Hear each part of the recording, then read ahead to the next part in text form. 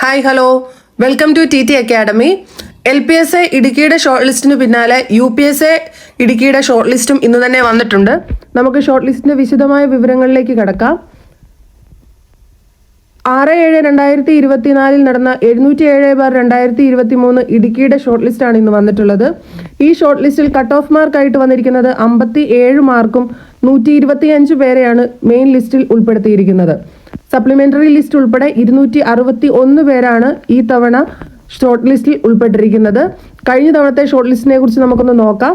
കഴിഞ്ഞ തവണ എക്സാം നടന്നത് 7/11/2020 517/2019 എക്സാമിന്റെ കട്ട് ഓഫ് മാർക്ക് 50.33 ആയിരുന്നു.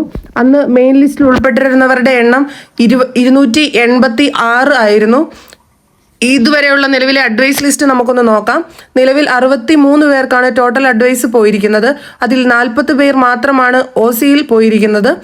അതുകൊണ്ടായിരിക്കാം ഈ തവണയും കട്ട് ഓഫ് മാർക്ക് വളരെയധികമായിട്ട് കൂടിയിരിക്കുന്നത്.